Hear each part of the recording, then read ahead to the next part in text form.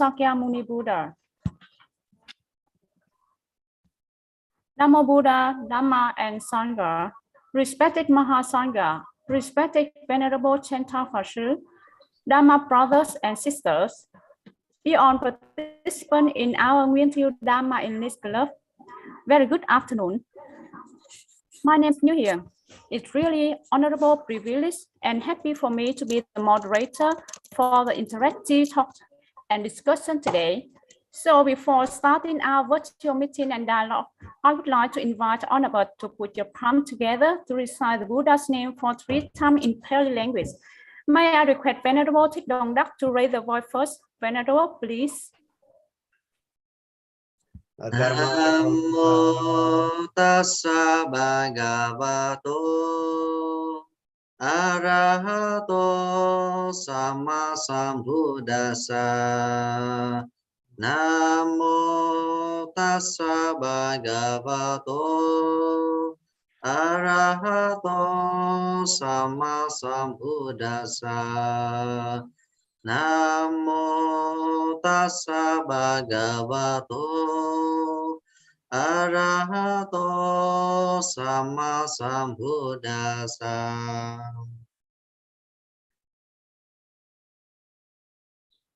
Dharma Muka Shalanitan La Shota, Modernity Finance of Philippine Edirotin Dalf Shota, Philippine Million Dani, Savanachnuroim, Shomi, Nakabim, Shomrin, Mitan, Venanshim Bemelo, Pirusamiti, Shaila Tatagata, Namo Buddhaya, Namo Dharmaya, Namo Sanghaya. Thank you very much, Bante. Next, I would like to announce the tentative program today as follows. 1. Introducing guests and participants. 2. Opening speak and introducing the chief guest by Dharma Sister Vạn Tấn. 3. Main speak by our chief guest, Venerable Chen Fashi. 4. Q&A session. 5. Vote 10 by Dharma Sister Quang Giới. 6. Closing program by the traditional song of the club, I Have Right, I Am Home. In this meaningful and interactive meeting today, it's really my pleasure and honorable for us to welcome Venerable Chen Fashi, Tianlong School of Chan Buddhism, and welcome Venerable Dr. Thích Đồng Đắc, founder and president of Nguyên Thieu Dhamma English Club, Vietnam, and welcome on Dhamma brother and sister on member of the club on Ancients. Once again, warmly welcome you on to this great virtual meeting today. To understand our Nguyên Thieu Dhamma English Club as well as brief biography of our guest speaker today, now I would like to invite Dhamma Sister Vạn Tấn for opening remarks and introducing our chief guest. Sister, please, over the mic to you, Sister.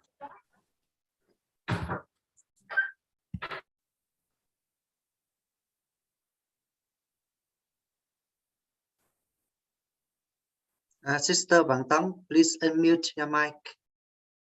Open the mic.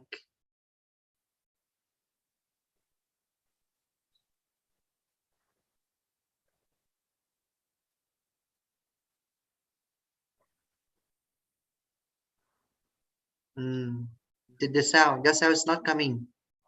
Okay, please say hello. 1, 2, 3. I can hear you, sir. Yes, but our Dhamma sister.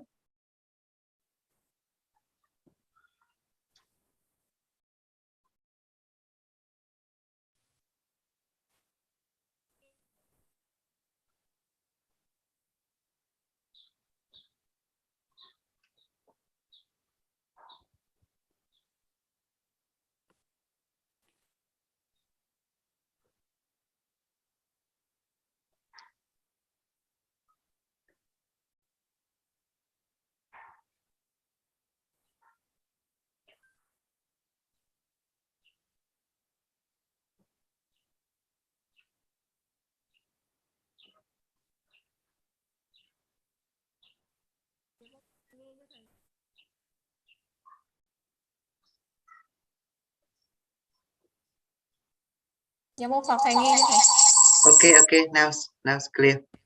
Now you're audible, okay. Nam mô Sakyamuni Buddha.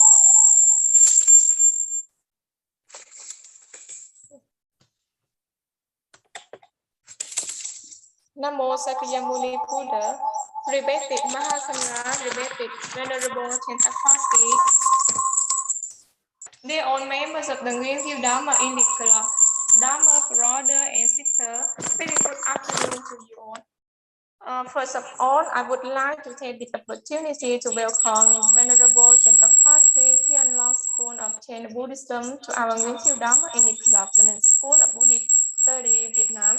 Thank you so much, Venerable, for your kind acceptance of our invitation as the guest speaker today. Let me take a few minutes to give you a brief introduction of Buddhist School of Buddhist Study and Greenfield Dhamma in the club. As we know, the School of Buddhist Study is one of the top schools in the field of Buddhist study in Vietnam. We send a large number of monks and nuns to Vietnam Buddhist University in Ho Chi Minh City, and where our students are usually top students at the exchange for graduate program in the university for the betterment of youth English. Greenfield Dhamma English Club was founded by Venerable Dr. Dhamma in School of Buddhist Study at Bandung Province in 2020 with participants of more than 200 monks and nuns. We are active in learning Dhamma English under the form of Buddhist English Club that we use English as a Dhamma English under the form of Buddhist English Club that we use English as a medium language to understand Buddhist teaching, along with improvement of our necessary skill of reading, speaking, listening, and writing for our members. It will be a strong foundation and valuable preparation for them to study abroad in future. It is basic step for all members of the club to have a good chance to learn Dhamma through English and to understand English under the form of Dhamma.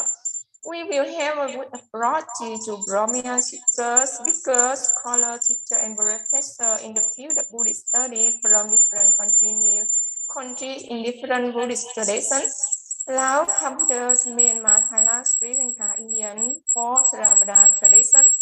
Vietnam, Chinese, Japan, and Korea for Mahayana Buddhism, and Mongolia, Bhutan, Thailand for Vajrayana Buddhist tradition.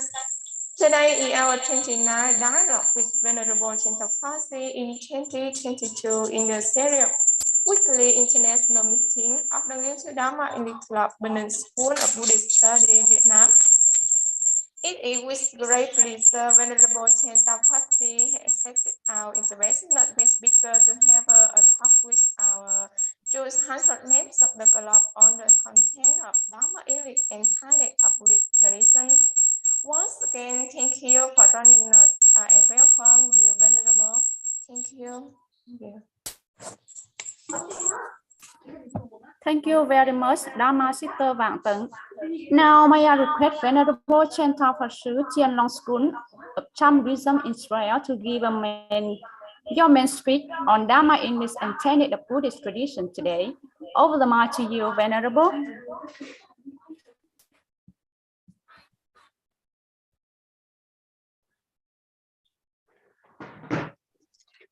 Sorry, I didn't understand the question.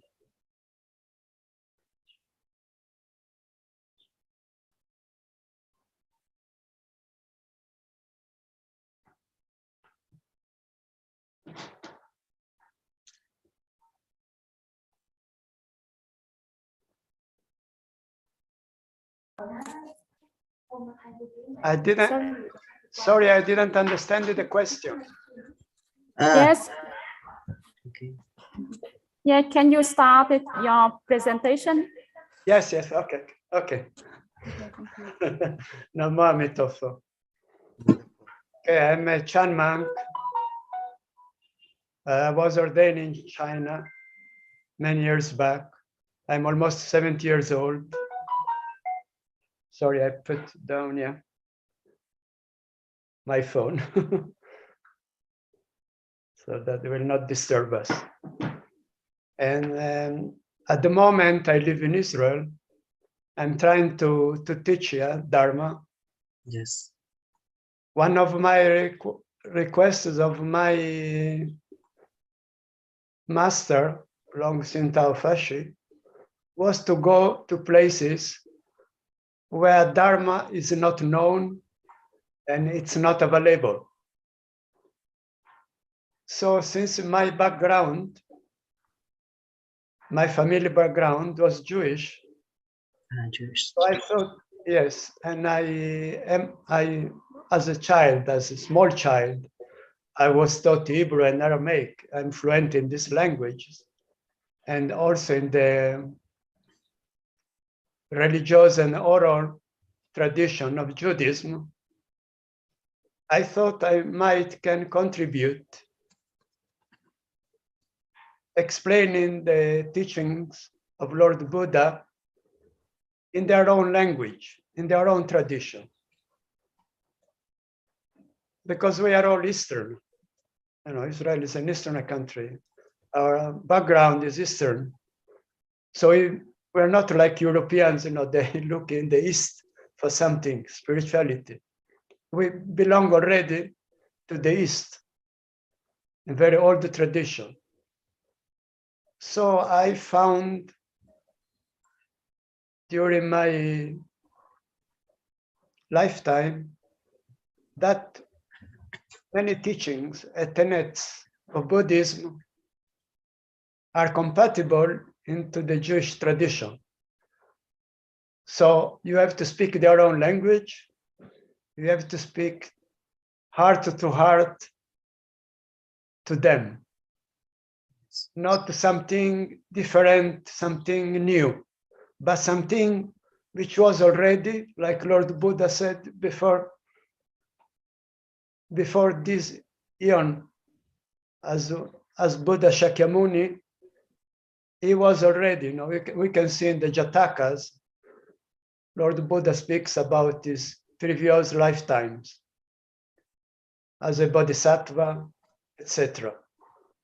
So it's like the vessel is the same vessel, and also what you put inside, it's not new, but it's the same water, recycling itself, you know, like there is rain, there are clouds, winds, the wind pulls the water from the ocean, from the sea, and we get it as rain, and then, you know, nourishes Mother Earth, and then again, through rivers, underground channels, the water goes back to the ocean. So it's not like a new truth, but it's the same truth represented according to the needs of the age, of the time. This is in short my presentation. And if you have any questions, because I think when it's hard to talk, then mind releases itself, you know. Questions come up. As you know, Buddha didn't teach from books. Yes. Although he was brought up into Brahmanism and he was well acquainted, being well educated, coming from a royal family, but he didn't use books. He seldom even quoted passages from the religion he was born into. He simply spoke to the heart. Even he spoke not from a high podium, but spoke the language of the people. He spoke Pali.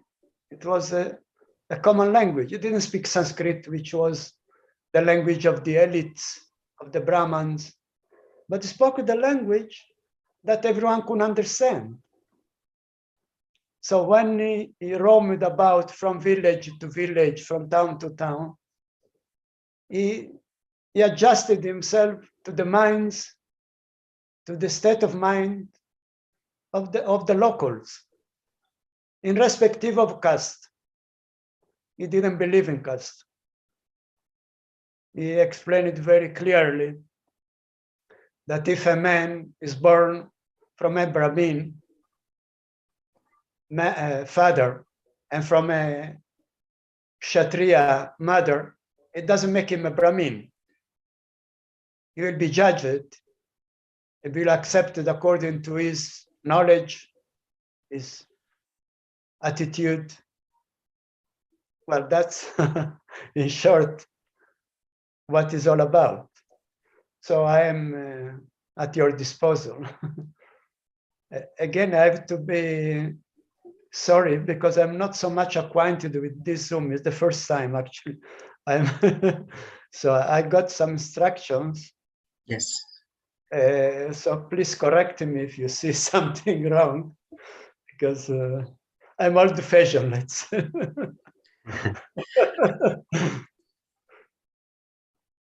So great for your short interaction with our members of the club, Venerable.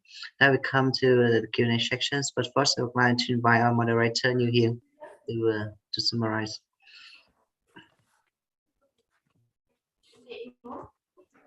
Yes. Thank you very much, Venerable Chen Fashi, for enlightening us the wonderful topic today, Dhamma, English, and Tenets of Buddhist tradition. And now, once again, thank you very much, Venerable Chen Fashi. Now it's time for us to come to Q&A session. Anyone who wants to ask our chief guest, kindly open your mind and feel free to ask. Don't hesitate, please.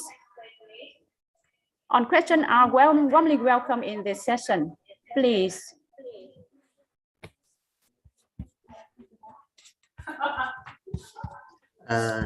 First, I think the question to come to me. So I would like to ask our Venerable Chen Fashi. You was born in Rome, Italy, but why did you come to become a bhikkhu, a monk in a 10 Lam school of Chan Buddhism? So can you share something about the 10 Lam Chan of Chan? Because I think it's a new experience to me, because the first time I see and I listen to the 10 Long, or may I correct? Yes. So say something about your school of Chan Buddhism. Yeah. Well, my parents sent me to England to study. So I went to Cambridge. I was 19 years old. And I took, as a matter of study, Oriental studies and comparative religion. As I mentioned in the beginning, I was brought up into a Jewish tradition. So I took it as an academic issue, comparative religion. I wanted simply to know other cultures, others' beliefs, not to become something to convert to it, but to be like a brotherhood of men, to understand each other better the moment you know their culture, their language. Like as I've been in Vietnam, I learned a lot from the Vietnamese, not only the religious point, but also how they express themselves, because we need heart-to-heart feeling. So it happened, it is very strange regarding Buddhism, because for my studies, at that time, there was no Wikipedia, there were not internet, there were not these things. No iPhone, no telephone, not all these things. So I went to a library to search for some stuff, to prepare myself. How can I start? So I have to look into, let's say, Buddhism, Taoism, Confucianism, other religions, so that I am going to study, to have a first-hand knowledge. What are their beliefs? How it came to being? And also to be polite, because at the university, their representatives come of these religions, monks, priests, whatever, rabbis. So I wanted to be polite even in manners. I'll present myself to ask a question. If I don't know their culture, their religion, maybe I will offend them. So as I was looking for some stuff in a library, a small book fell on my head from the shelf. politely, I bowed, I took it, I cleaned it, and I wanted to put it back. But I was curious to see what it was, this book, who fell on my head. Not why it fell on my head. And it was written Buddhism. It was a penguin pocket book. And the writer was Sir Christmas Humphrey. When later I found out he was a high judge in the UK and Northern Ireland. And he was a Buddhist. He became a Buddhist. And he wrote this book, Buddhism. I remember there was a picture of Buddha Maitreya on the front page. And I was so curious. I said, maybe I will read it. What's the problem? So I purchased it and I started to read it. As I started to read this book, I became acquainted that the stuff written in this book is not new for me, but I could not make up. I was trying to imagine it. Maybe it's my mind, roaming about, asking questions, futile questions, curiosity. But the more I went reading, so there were all the schools of Buddhism were mentioned there. He was a Theravada Buddhist. But when I came to the section of Chan Buddhism, sometimes they call it the Chan, sometimes they call it the Zen, and I saw some, small photographs of Bodhidharma, Dhamma, we call it in China. I became very curious. This statue, I know this statue. From where, I don't know. So that was my first encounter. I was 19 years old. I was starting to study comparative religion and Eastern philosophy at Cambridge University in England. That was my first encounter. Then, when my studies went on, furthermore, I purchased more books about Buddhism. So I became well prepared in the matter. Also other religion, Taoism, and even Christianity and so on. But Buddhism was what was attracting me. I knew these terminologies, they are not new, no matter how they present it, in Pali, in Sanskrit, Chinese. I know this. I don't know how do I know, but that was my first. And then I met my master. Of course, he taught Buddhism, but I didn't know it because it was very simple, Rong Sin Tao Fashi. So one day he said to me, I think you have already a Buddhist background. Why you don't cultivate it? And then I felt myself freely to tell what I'm telling you now. Look, what I read, it's not new for me, but I don't know how to explain it.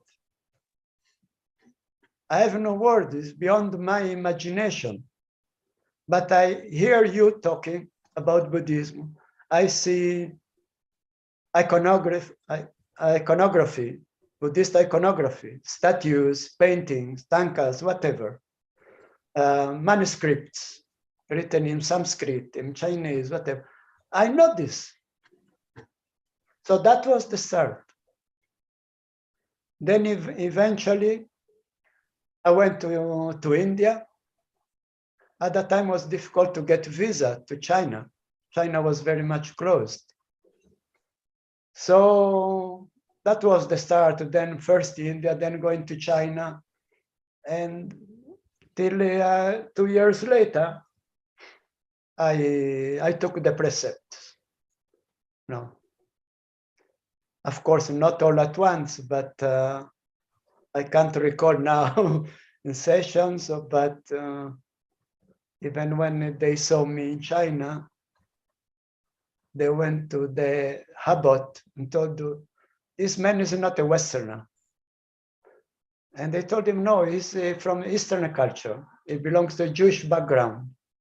Because Buddhism is not something new for him. No, he does things, spontaneously, naturally. Whatever it is, ritual, chanting, prostrations, the donning of robes, everything was so natural. So that is my introduction. That was my introduction. Now I'm almost 70 years old. Since then, that's my life.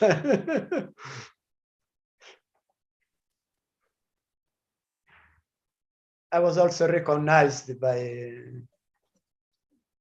spiritual masters as previous incarnations. So that's in brief my introduction.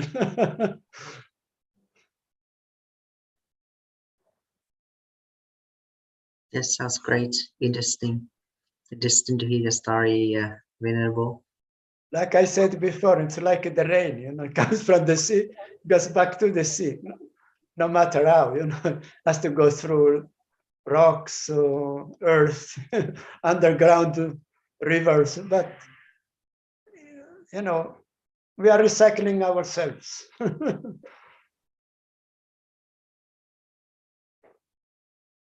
Yes, Chen Tao Fashi. So can you tell us about your family name? Because Chen Tao Fashi is a Chinese name, is it right? Yes, my Chen family Tao name is a way of enlightenment. Yes. My lay name is David Pinna. David Pinna. David Pinna. Yes. And of course, in my documents, since I hold dual citizenship, For instance, when I went to Vietnam, once I went with Israeli passport and once I went with the Italian passport. So I found out that it's easier to go with the Italian passport. Yes. Because I didn't need a visa. You understand? So that's in my documents, my lay name. Yes. So you said you come from the tourist background. So Yes. any difficult for you to practice the Buddhist teachings, especially Chan Buddhism, because Chan Buddhism is a special way of practice in Buddhism. So now, can you tell us about something Buddhism in Italy? How you mean? Yes. How is accepted the Buddhist teaching? Yes. Chan And how about your parents' ideas also? If we compare it, let's say, in other schools of Buddhism, since Judaism is an abstract religion in some way. For instance, the God they believe is abstract, not like a Christian, for instance, they have Jesus, Son of God, the Trinity. In Judaism, this thing, God is abstract. It's a power. It's like a Buddha nature, we call it in Buddhism. So iconography, they don't have iconography. It's all abstract. They have some symbols, like, for instance, the Star of David, that what you put in in the advertisement. So the Star of David, for instance, I think it's if you compare it with Eastern philosophy, it's like the yin yang. You understand? They are the pair of opposites. You have the triangle going up and have the triangle going down. The triangle going up is the feminine aspect of nature, and the triangle going down is the feminine. So it's like yin yang, but they don't call it yin yang. They call it Magen David in Hebrew, which means the shield of David. Yes. Because King David, if you have heard of him, he was, in the past, 2,000 years back, he was also a warrior. So he made this sign on his shield. So his shield had this sign, this star. Of course, you can see this sign also in different cultures. In the East, also in Hinduism, you see this, some sort of one of the chakras, you know. But if you compare, for instance, if the school of Buddhism is very much ritualistic, very much with iconography, let's say Tibetan Buddhism, then for them it's more difficult to accept. They see it as some sort of idolatry, something external, very similar to Hinduism, you know. But Chan, since it's more abstract, it's a more science of mind, as you know, it's more acceptable to them. I mean this from my experience and also talking to other representatives of other schools who come here to teach. They have more difficulties, you know. So the form of Chan Zen is more acceptable here because they are abstract in their thinking. You know, they have no statues, they have no, you know, they meditate, they have meditation, they call them spheres, you know, there are, so the body is made, it's like a microcosmos of the universe, and there is lower palaces, middle palaces, and upper palaces. So you have to ascend it like the chakras, something, how can I give you a simile? So a person who wants to realize spirituality, he has to ascend a pierce of these centers of energy and go up, you know.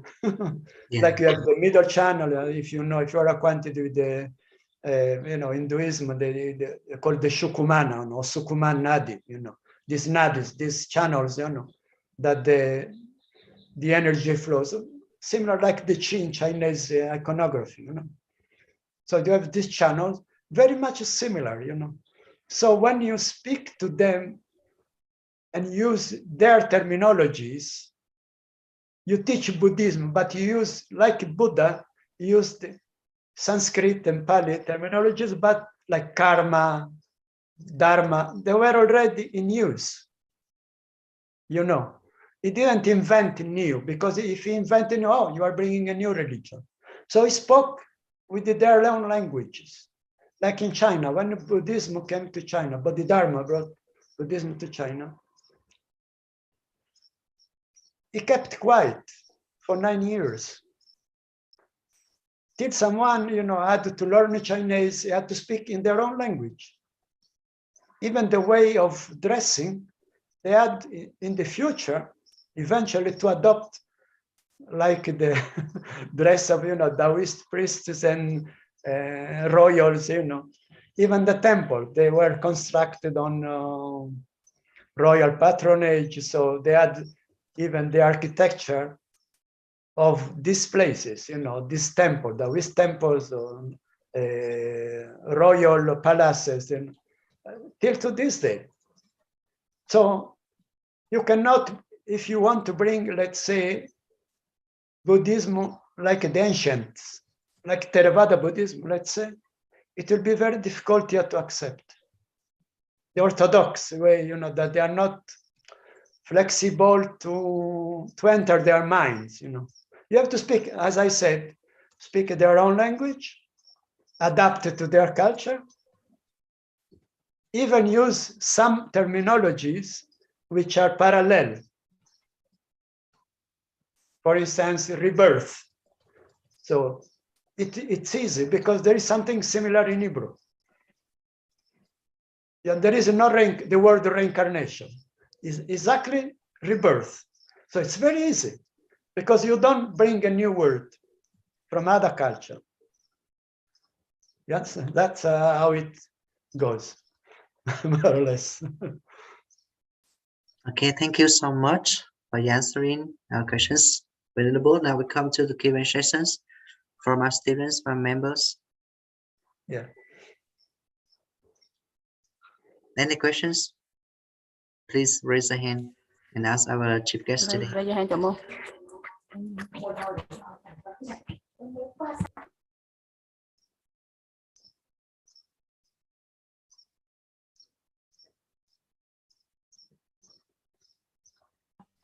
have question.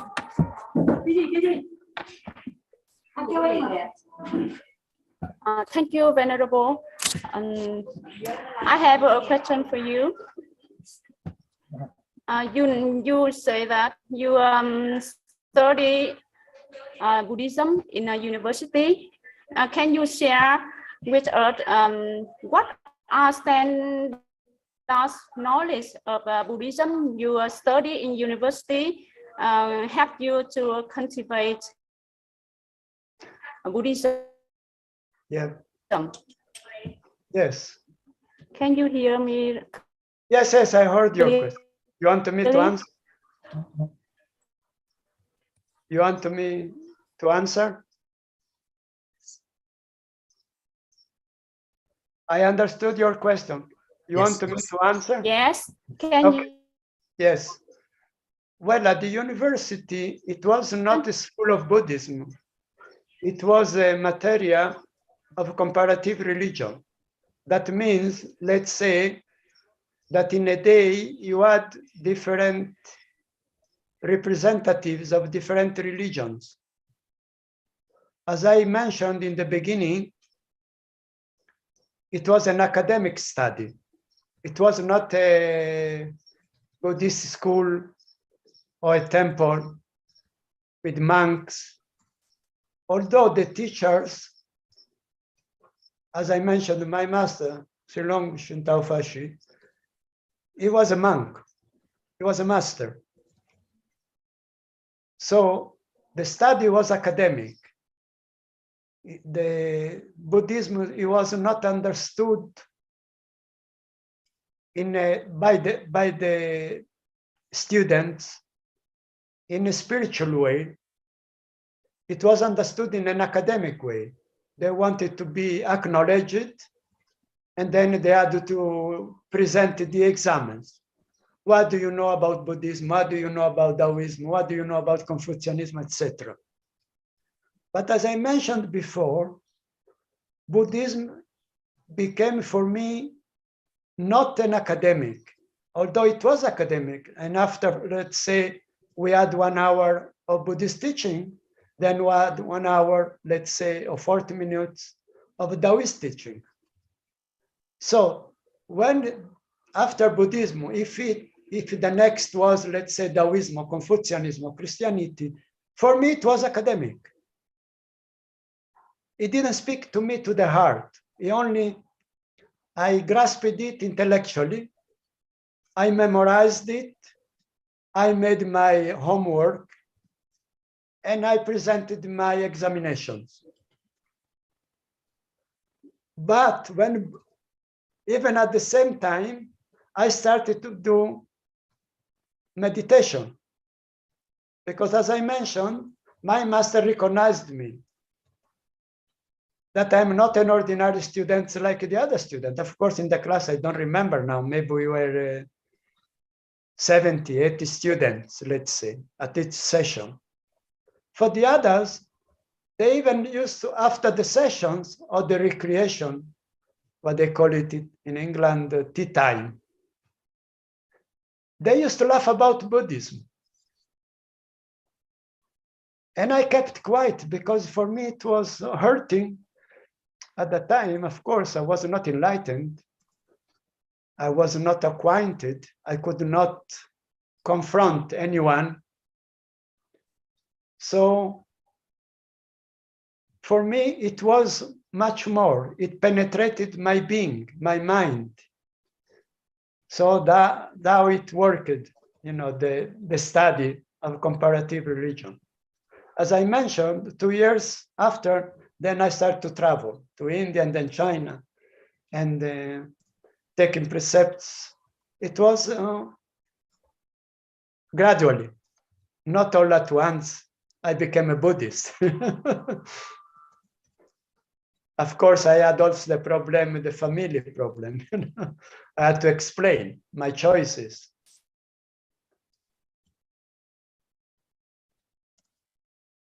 You heard me? Yes. Thank you very much for your answer me.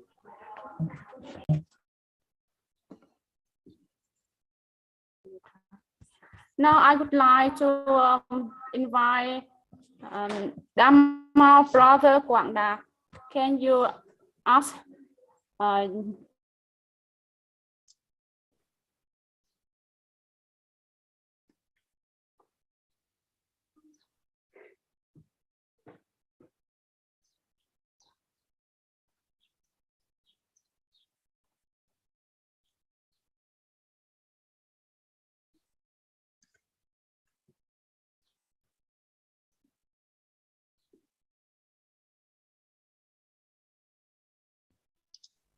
My brother Quảng Đạt has a problematic in his mic. Quảng Yes. Đạt, Now we come to the next question, and he will ask later. please?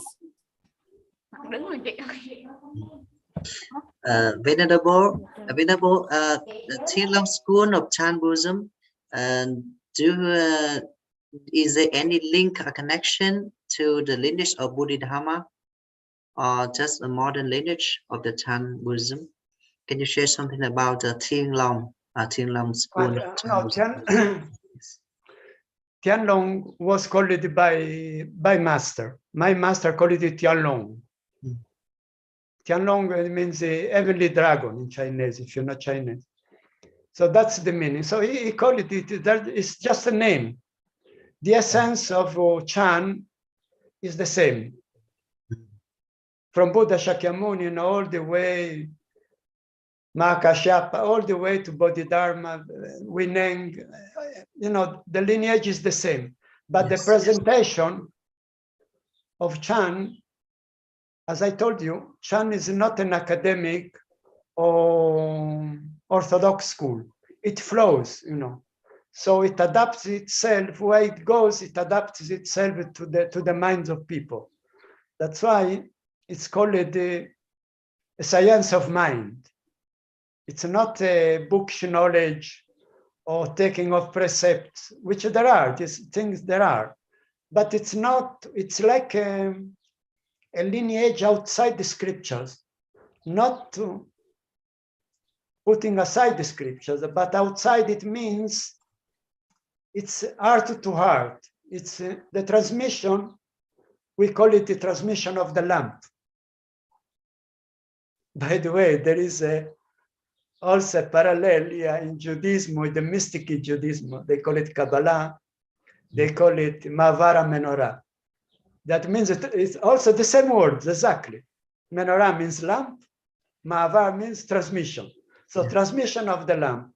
This transmission is done from master to disciple, not from books. Yes. You don't have to pass an exam to be accepted, as Buddhist or as a teacher or something. But if you don't have inner attainment and you know all the scriptures, all the sutras by heart, still you cannot teach. It's like a parrot, repeating things which the others say. You might be very intelligent.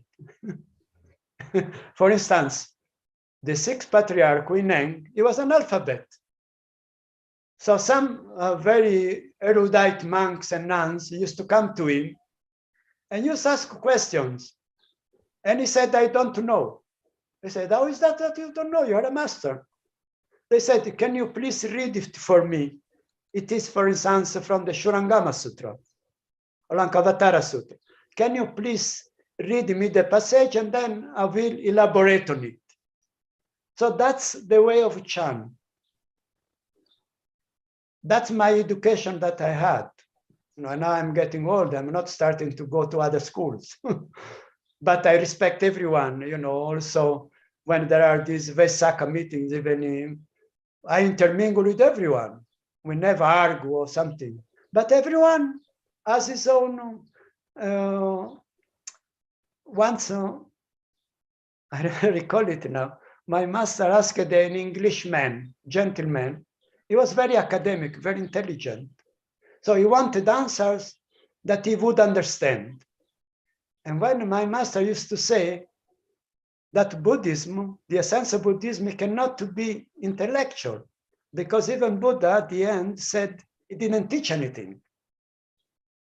And the essence of the teaching, when, for instance, he taught Lotus Sutra at the Gridrakuta, at a Vulture Peak.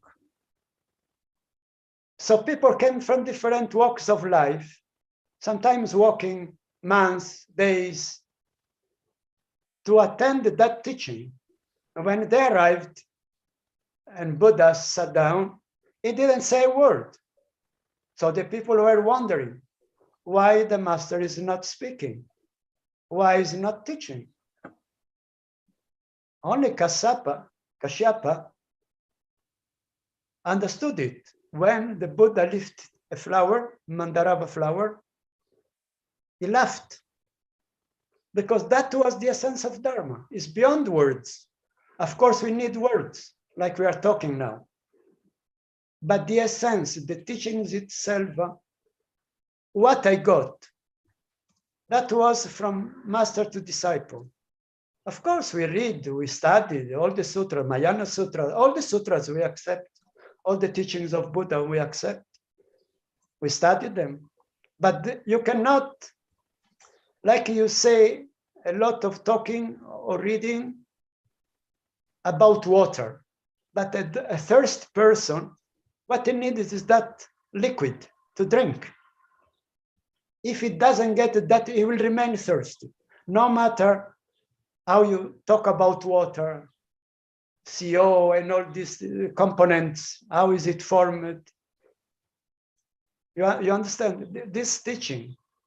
So as a name, my master gave this name, Tianlong.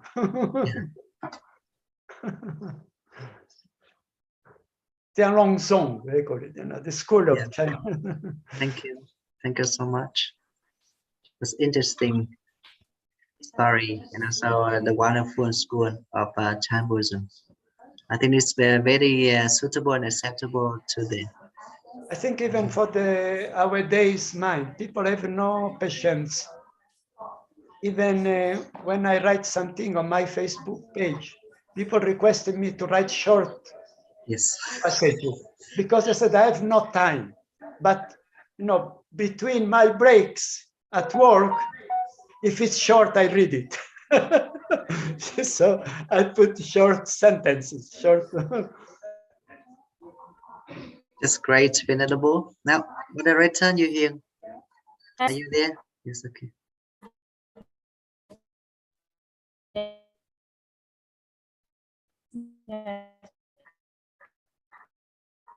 Now,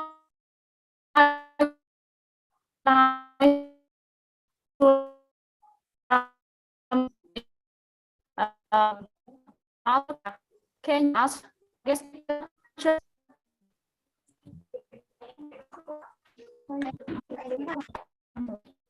Dhamma sister, you here? I think you have a poor connection. The poor connection. Yeah, internet. I didn't understand anything. Please log out and log in again, because your internet is problematic.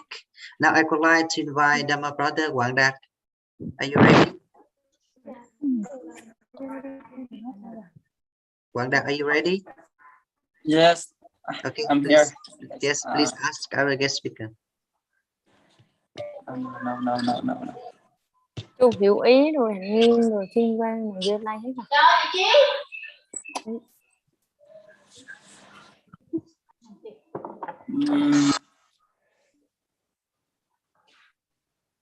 Fashi.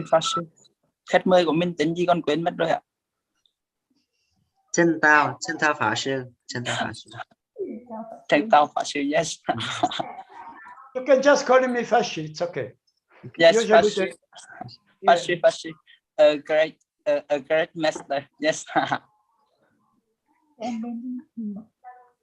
I don't hear. Dear Fashi, Chen Tao Fashi, can you hear me? A little bit, very connection, not so good. Yes. I see Maybe behind our you, Dharma brother, you tell our Dharma brother, he will tell me, because the connection with him, it's better. Yes. Dear Venerable, I can see behind you have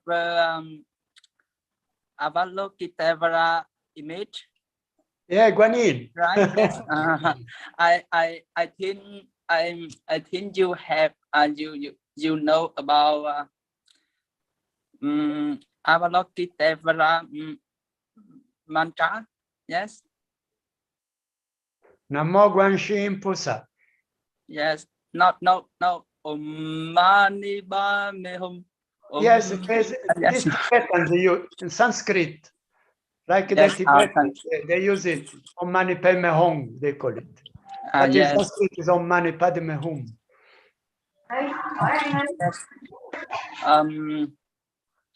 What the benefit of that mantra? I didn't understand the question. What benefits the mantra? That mantra? Aha. Yes. Of Guanyin? Yes. Yes. You see, Guanyin, Buddha asked all his great disciples, Bodhisattvas and Mahasattvas, how did they attain body, enlightenment? What were the methods and means that facilitated the attainment of body, of enlightenment? So everyone said how he revealed this practice or practice. When the turn of Avalokiteshvara came, Guanyin, she, of course I call her because, you know, Guanyin or Avalokiteshvara for us, it's, how do you call it? Not gender, no. It can be female, it can be, you know, it's beyond this human form. But anyway, she prostrated 3 times and circumambulated 3 times. And then said that she attained supreme enlightenment by means of inner light and inner sound. And she explained what is the inner light and what is the inner sound. Our nature, our Buddha nature, it's not like a name. It is the essence that reverberates in all the Buddha lands, in all the planes of existence, reverberates. So it manifests itself through inner sound and the inner light. So Guanyin explained how this was attained. It was attained by opening the eye of wisdom. The eye of wisdom is here. Yes. In the forehead. You see the great beings, bodhisattvas and Buddhas, they have a sign here and they have here, we call it Ushnisha. Okay? Ushnisha. It is the eyes of wisdom. Janana Srotra. Janana Srotra is the inner eye. Though this inner eye is the eye that sees itself. It's not a dualistic. Now, with our physical eyes, we see each other. As if we have 2 eyes. I see 2 eyes, but actually there are 4 eyes. So in this case, Guanyin explains that the eye sees the eye. How is it possible? Because it's all immanent. You know, in Sanskrit it's called Sarva Vyapaka. Sarva Vyapaka, it fills the whole of existence. It's not looks objectively dualistic to an object, but it perceives it in its entirety. You understand what I mean? That is the light. That means if you see Buddhas and Bodhisattvas, they have a halo. If you, even Guanyin, if you see, she has above the head something bright. That's the light that those who have the inner eye open, they can see. If a person is enlightened, other enlightened beings see this light. You know, it's like a aura all around the body even. You see Buddhas, they have all around the body, because Buddha Shakyamuni, he attained the supreme enlightenment, Samyak Sambodhi. So you see this light all around. But this light is also sonorous. That's the inner sound that Guanyin spoke about. That is not heard with this physical ear. It is heard with the inner ear. That means you have to tap in. That means if inner light, you have to close your eyes. It is inside. I mean, not inside the body as a heart and this is inside, because this physical world is a reflection of the spiritual world. It's not something made up like magic. It is made of the true essence. Like, for instance, we have different bodies. Buddha spoke of different bodies.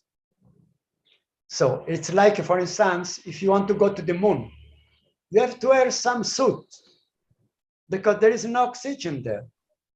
Or if you have to dive in the water, you have to put some, how do you call it, balloons of oxygen, some mask, some vest, you know. You cannot dive. So it is the same. When we have ascent, spiritual ascent in different inner planes of mind and matter, then according to the plane, we have to have a vest. So this inner sound has different vibrations. According to the plane, you can grasp it, let's say, as a bell, you can grasp it as a vina, as a guitar. These are not good examples, but similes, you know, to give an example, because if we sound, we know that we, in this world, in the physical world, obtain sound by striking an object. Let's say if I want to ring the bell, I have to strike it with wood or metal, with a hammer or piece of wood. Otherwise, it's the bell itself, it cannot emit sound. But this inner sound that Guanyin spoke about, it is unstruck music. No one is striking with an object with another object. It is self-existent. This is our Buddha nature. Sometimes it's called in the sutras the lion roar. You know, the people sat and they were attuned to the lion roar. What does a lion roar means? There was not a lion. Lion roar means this inner sound. Only it is given in human language with the similes.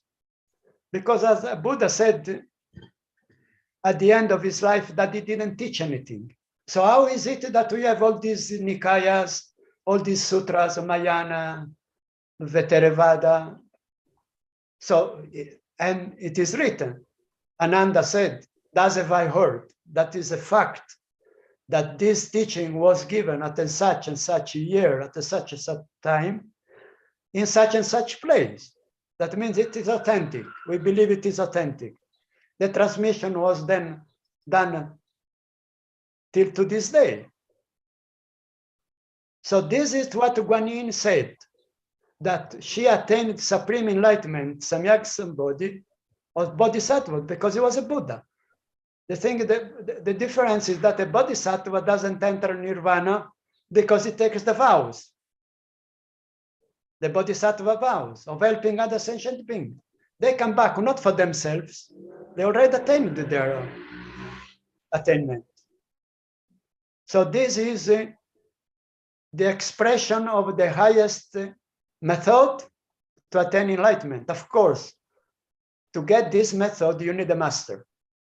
It cannot be attained through books, knowledge, or intellectual thinking. Does it suit your my answer?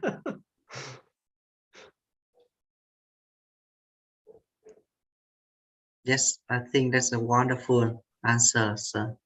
Answer Venerable, because you mentioned about the inner sounds. So all inner voice we practice according to the Buddhist Sattva Kuan Avalokitesvara Buddhist Sattva to So by attain reciting this even the nature.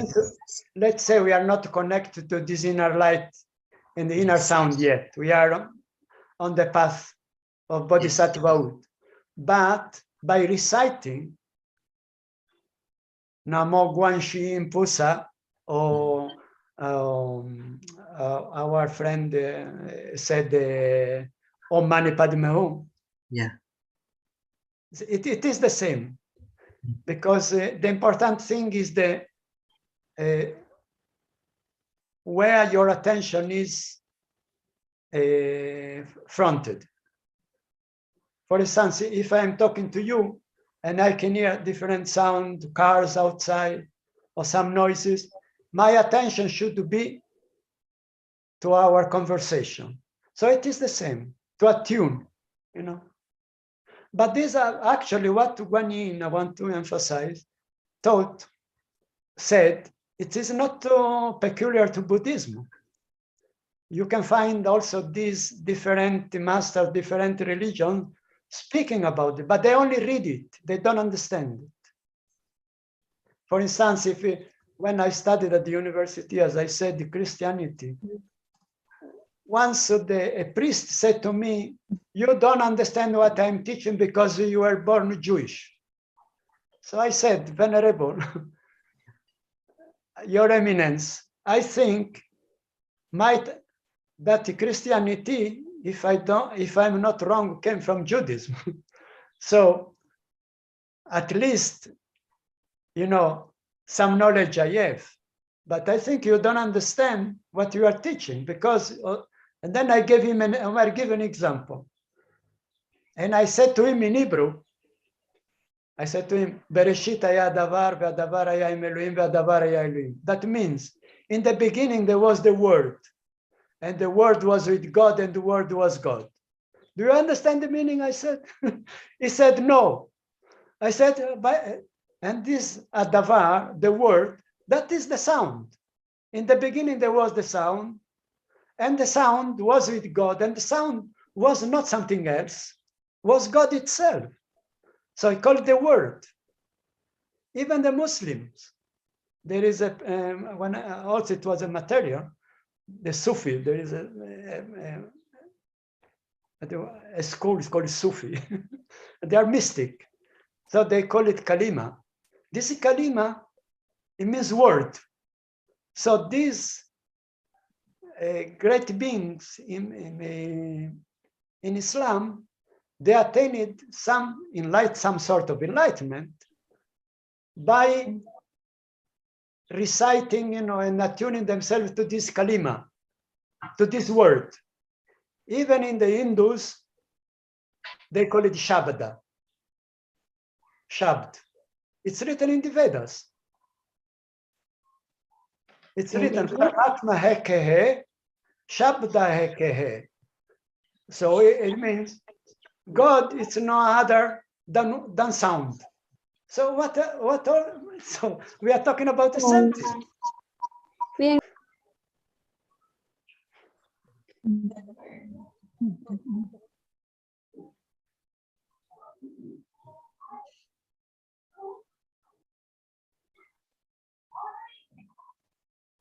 No sound. Okay, thank you for your answer. Now I would like to invite Dhamma Sister Thiên Quang. Can you ask our guest speaker? Yes. Good afternoon, sir. Can you hear me? Yes. Yes. I have a question. Can you ask? In Buddhism, what's the most important thing when entering practice meditation? We would like you to help us know better. didn't understand the question correctly, maybe. Maybe our friend can convey to me so that I don't make mistake with the misunderstanding. She asked you, can you help her say something method to meditation? So okay. practice, yes. Or Guanyin meditation or meditation in general? In general. General Maybe. meditation. Yes. Thank you. Yes, of course. As I mentioned before, to the question before about Guanyin, how she attained enlightenment. When one sits in meditation, at the beginning, a person can follow the inner breath in breathing and out breathing in order to balance the 4 elements in the body. When the elements in the body are balanced, that means must be in harmony. Okay? For instance, air has to be in harmony with fire. Fire has to be in harmony with water. And water has to be in harmony with earth. So these elements in the body, when they are harmonized, it's like a sea. You know, if the sea is agitated, then you have waves. And if you get near the shore of the sea or river, if it's agitated and you want to look the bottom near the shore, you cannot see it because the waves. But when the sea is calm, the waves calm down, then you can see through. So the mind is like this. It's like a mirror, you know. If you want to see yourself in the mirror, the first thing you have to make sure the mirror is polished, is clean. So when we sit in meditation, at the beginning, we find a right position. That means better the spine to be straight. Some cannot sit Oriental meditation. They can sit even in a chair. The most important thing is that the spine be erect. Not like this, but erect, okay? And bring the attention, close the eyes, but not to like sleeping, because otherwise you fall asleep, but with the attention in the forehead, in this area, because there is the seat of consciousness. If we think, if we do something, it's like a headquarters here. Any movement we do is controlled by the head, by the brain. So we concentrate here on our forehead. At the beginning, if thoughts come about, then we can recite a mantra. Let's say mantra of Guanyin, Namo Guanshin Pusa, Namo Guanshin. We can recite it for some time, 10 minutes, half an hour. When we feel that thoughts are not disturbing us, that our mind is settled and clear, then simply don't do anything. Don't repeat mantra. Don't follow the breath. Just sit. Just your attention should be here at the forehead. Things will come by itself. You cannot make it. You know, it's something like food cooking in a pot. When its cooking is finished, it's finished. You just have to keep My master used to give the example of a frog in a pond. A frog sits, it doesn't move. But if a small fly comes, only with tongue tuck, she picks it up. So much so that although the fly is very swift, very quick, and the frog is not moving, the frog can catch the fly. So we have to catch anything which comes. If even still thought come, don't, because usually if a person is not acquainted with the meditation, will be troubled by thoughts. Not to let them flow. Let thoughts come and go, but keep just your attention in the forehead. Anything which comes, just contemplate it. Don't think this is beautiful, this is not beautiful, this is ugly. Just keep your attention in there. So this is the practice.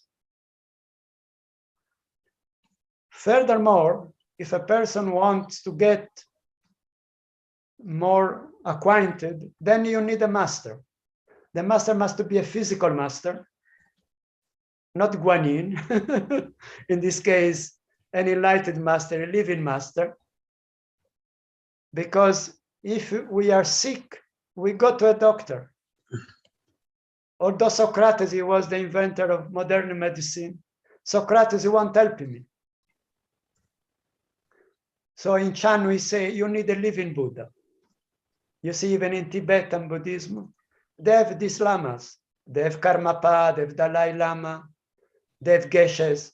They need, although they have these paintings and tankas of Guru Rinpoche and all this, but they don't, Guru Rinpoche cannot teach. If you want the teaching of Guru Rinpoche, you need a lineage. Somebody which is or reincarnation of this past master, it must be a living master. That is the method. Yes, The method thank you very much. I practice. Okay, thank you very much for your answer. Now, I would like to invite Dhamma Sister Vangku. Vangku, please. Hi, sir. Let me tough. It is said that the truth is the form of the soul. So, can you say to me about your truth and how do you practice that truth better to overcome the difficulty in your life? How did I overcome my difficulties in my life? Yes. Yes. Well, again, I recite to my master, Long Shin Tao Fashi. He taught that there are some methods who say that person should not think about anything. That is impossible. My master used to say, then remain a mineral. If you want not to think about anything, then remain in that state of mineral. Because there are these evolvements in life, that life starts from a lower strata. Okay, then you have the mineral world, which is very much dormant. Then you have the vegetation world. It is alive, but 4 elements there, or 3 elements, they're sleeping. So in human beings, all the elementals are alive. So we are really, that's why we are called living being. Animals, they're called animals, but they are a strata below us. You know, like there are the 6 stages in life, 3 they are below and 3 they are up. So let's say we are in the middle. Since we are in the middle, we have to be very careful. Our work should be to go up to the other 3 and eventually attain nirvana, which is beyond beyond anything which is describable or material or forma. Let's call it arupa, anama. Arupa means formless, anama is nameless, nirguna, attributeless. All this, so we have to go up. Some people, if you are not careful, they go down to the lower worlds, patalas. So when we practice meditation, we cannot throw away all the rubbish which our mind brings. Because actually it's not bad. When we have thoughts, sometimes it's cleaning. If they don't come up, you don't clean yourself. Even bad thought, and you say, oh, it's not me. How can I have such bad thought? But if a person has not mastered the 3 poisons, these thoughts, they will continue to haunt you. So let them come and burn themselves. Just don't concentrate on them. Like you hear a sound, don't bother. There is a sound of a car, airplane, whatever. Don't bother. If you bother, then you lose the concentration. And then it drags you down. No matter how much you meditate, they will drag you down. Stay at that point, as I mentioned before. Let thoughts come, and then as time passes by, and with the practice, you will see the results. It's like a farmer. Those of you who know farming, you know, there is some time that you have to plow the earth. There is some time that you have to put the seeds. And there is some time that you have to harvest it. If you plow at the wrong season, and sow at the wrong season, nothing will come up. You understand? So that was the practice that I learned how to overcome things, to accept myself, my karma, because I am here, because I created myself. In Buddhism, we don't believe there is an external creator, God who creates us. We are the outcome of our own thoughts, of our own actions. In other words, we are masters, any one of us, of ourselves. Good thoughts bring good results. Bad thoughts bring bad results. In other way, we are chained. Even people of this world, religions of this world, they say, oh, after this I go to heaven. How do they know they go to heaven? They have not been there. Maybe their actions they don't permit them to go to heaven. They never say, I go to hell after life.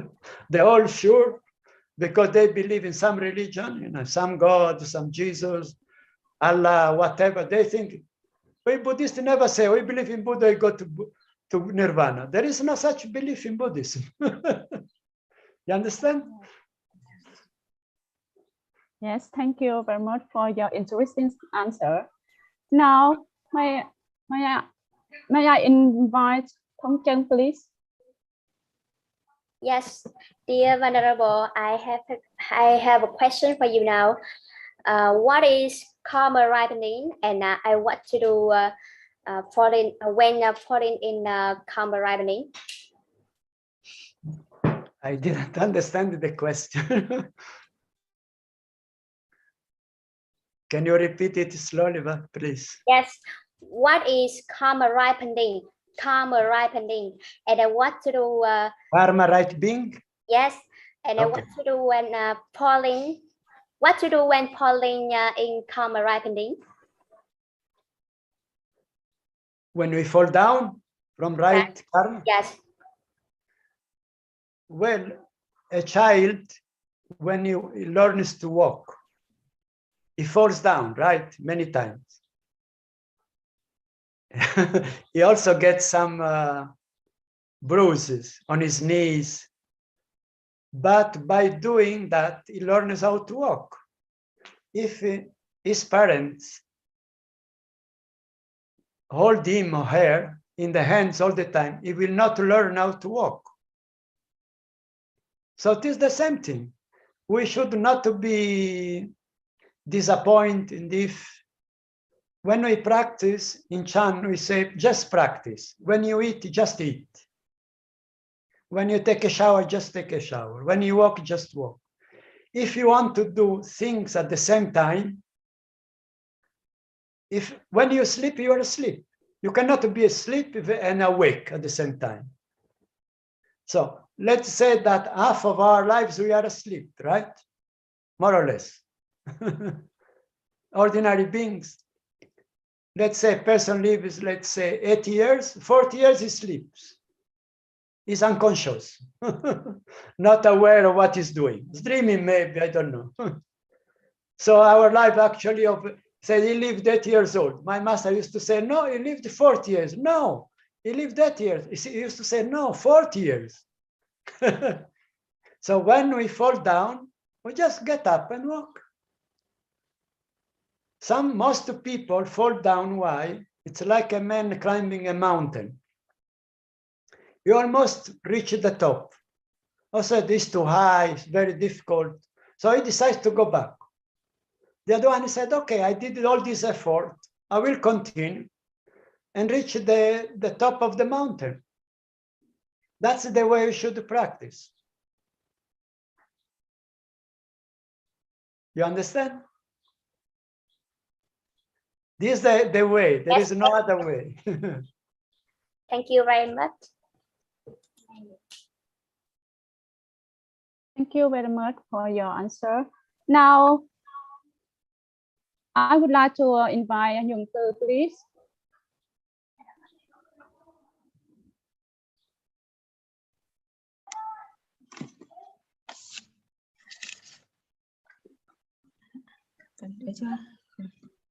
Hi, sir. Chanta Fashi. Hi, sir. Can you share which Buddha is hanging behind you and what does it mean? Which Buddha is hanging behind you and what does it mean? I don't understand the question. Which Buddha is hanging behind you and what does it mean? I don't hear, the sound is not good. The sound. No, it's not your problem. It's the connection. I don't hear clear the question. Which Buddha is hanging behind? Which Buddha? Buddha is hanging. Is telling? Hanging. Behind you, and what does it mean? I don't understand. I understand only which Buddha. Can you share your our practice Buddhism and practice? Can you tell one of the venerable of friends so that they can tell me your question, because I don't understand. Because of the connection, there is some noise and I don't understand.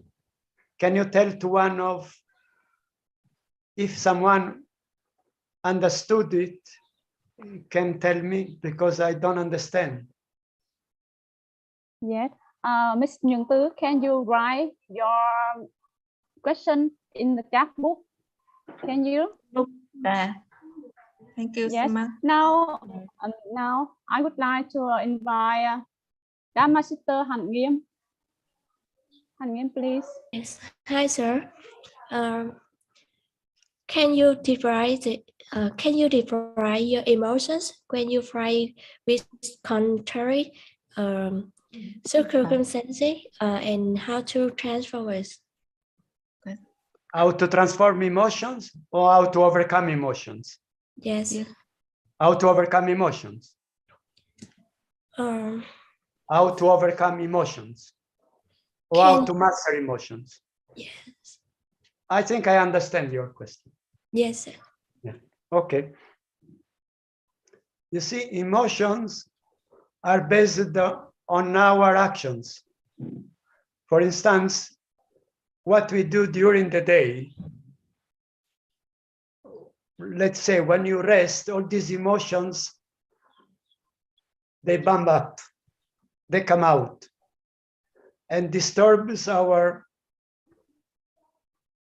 state of mind. These they are emotions.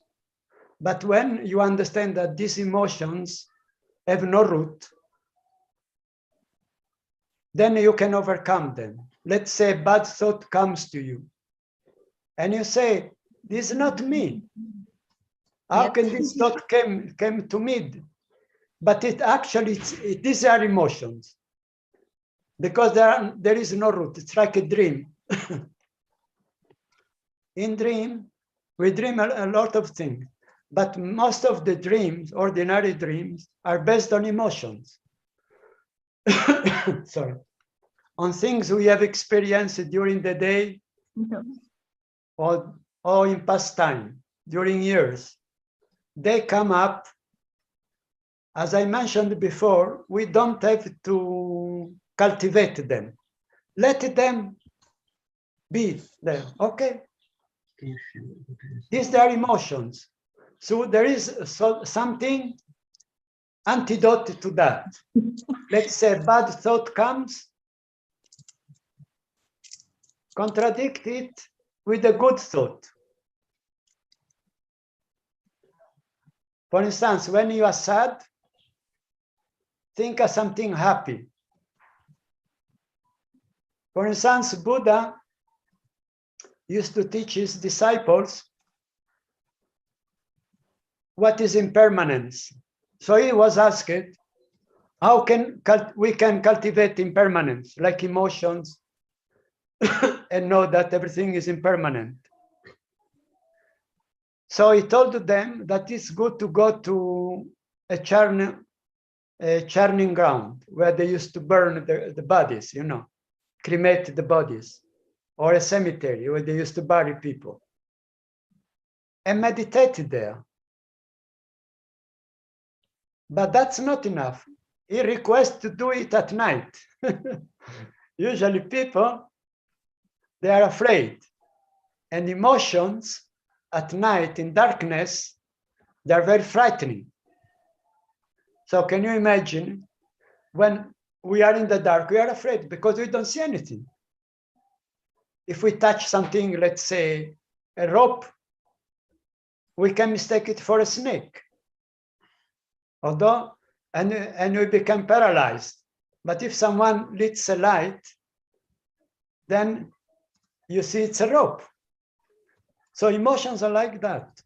You can only overcome them. You cannot wipe them out. Like I said before, you cannot set a person stop thinking. We are not stones. We are living beings. We think. It's our nature to think. Otherwise, how can we plan? How can we live? If you have no mind, if you have no brain, I cannot eat, I cannot move, I cannot dress. I heard some schools in the West, they teach meditation, they make them sit down hours upon hours. They don't know why they sit down. And they become like crazy after meditation. Because, you know, all these thoughts, these emotions come up. They become, even if they are groundless or baseless, they become like wild elephants. They cannot control. A man cannot control an elephant. Elephant is very strong. So there are these emotions. If the emotions come, try to give an antidote. For instance, if there is a fire, Don't panic, don't run away. Just take a bucket of water and throw it on the fire. There is no other way. If you escape, where can you escape? Let's say you have emotions. Where can you go? You stop meditating because you have emotions. What's the result? You will never meditate. Because every time you will meditate, thoughts will come up. Oh, you forgot to do this. Oh, don't forget tomorrow to go there. You have an appointment with the doctor. You have an appointment with the dentist. You have an appointment with professor. You have to go to the supermarket. You cannot meditate. That's why in Chan we say, when you eat, eat. When you sleep, sleep. Of course, a worldly person would say, oh, that's very easy. That's what I do all the time. When I'm hungry, I eat. When I'm tired, it doesn't mean like that simple. It means to be one with the object. Subject and object to be one, in tune. Then you can meditate and you can overcome the emotions. You understand? You understand?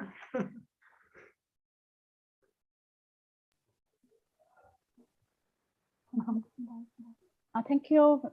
Thank you for your answer. And now may I request Dhamma, Sister Quang Giới to give a vote of 10. Sister, please.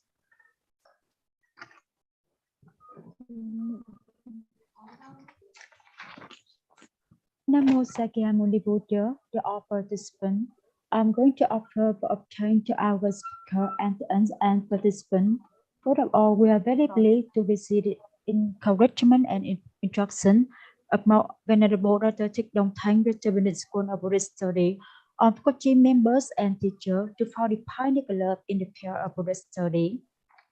For this wonderful presentation, I would like to express my deep gratitude to Venerable Chen Fashi, Chen Long School of Chan Buddhism, who not only accepted our official invitation as the guest speaker today, but also delivered such an excellent presentation and discussion on Dhamma English and Tenets of Buddhist tradition. Thank you very much, Venerable Chen Fashi, for enlightening us the wonderful topic today. We have got lots of knowledge and useful information that you have given our club members. Throughout the presentation, I believe that all participants and members here have understood clearly and fully about prominent feature, Dhamma English and Tenets of Buddhist tradition. Once again, thank you so much for the excellent presentation and discussion, Venerable. In addition, on this occasion, I would like to express the gratitude and thankfulness to my beloved member, subsequent and on entrance School of Buddhist Study in London. We are not here without the support, cooperation, encouragement, and effort. I believe that with this consistent, quickly activity together, our goal of profession of Dhamma English will be realized and recognized in happy manner. Keep it up together. We will be better at English in the near future. Come on, our entrance. I also would like to send my special thanks to our moderator today, Dhamma Sister Như Hiền. I'm really impressed on the words and speech. Congratulations on the good performance today, Sister. Last but not the least, I'm thankful to all participants for joining us in this international interactive meeting. Welcome you all to our international meeting next week. May you all experience true peace and happiness in this life and the future. May you all be healthy in body, peaceful in mind, happy in life, and successful in career or our spiritual path. Thank you very much. Sadhu, sadhu, sadhu. So, that's it. Okay, thank you very much, Dhamma Sister Quang Giới. Now we are going to come to the last session by singing our traditional song of our club. Remember, I have arrived, I am home. Before that, please come to the online certificate distribution session. Do you register this? If you register it, send it to me. Yes.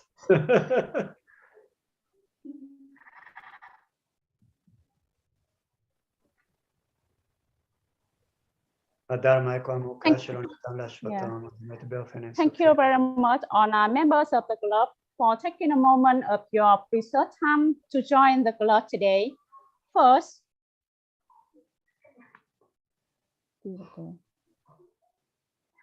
I would like to give an online certificate distribution.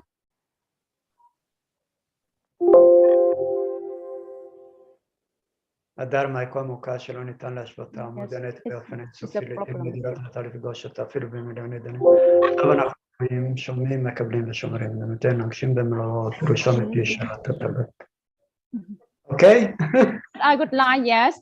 First, I would like to give an online certificate distribution by Venerable Dr. Thitong Dak, founder and president of Mutual Dhamma English Club, to our chief guest, Venerable Chen Fashi. I really appreciate Venerable Chen Fashi for your excellent presentation on Dhamma English and Tenets of Buddhist traditions. I'm thankful for your valuable join to our club. I hope one day you will come back and join again and share with us a lot of knowledge as today. Yes, of course. Next, I would like to appreciate Dhamma Sister Thích Nữ Vàng Tấn. For your opening speech, you have done a great job. Congratulations.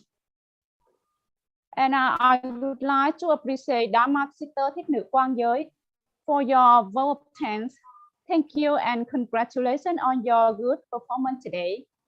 And the final is for me. Once again, thank you and have a nice weekend to you all. Now we come to the last session today. Please listen and sing together our traditional song, I Have Arrived, I Am Home.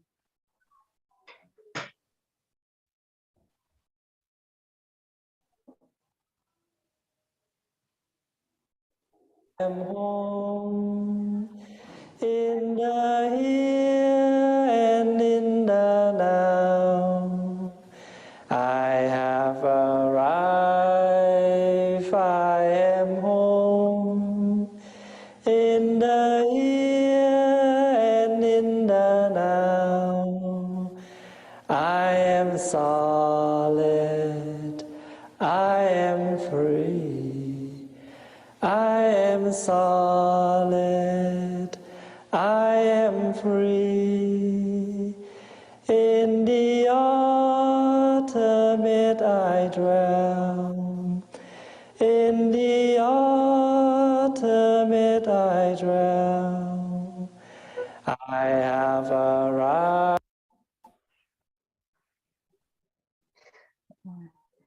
Okay, thank you very much, Svante. Mito, have a nice weekend. Yes, Good have a beautiful Sesame and tour, Fashi. Thank you so much. Yeah, Venerable Chen Fashi. Thank you, all members, interns. See you. Thank you for having me. Yes. Keep in touch. Namo Amitofo. Yes, keep in touch, Venerable. Amitofo. Amitofo.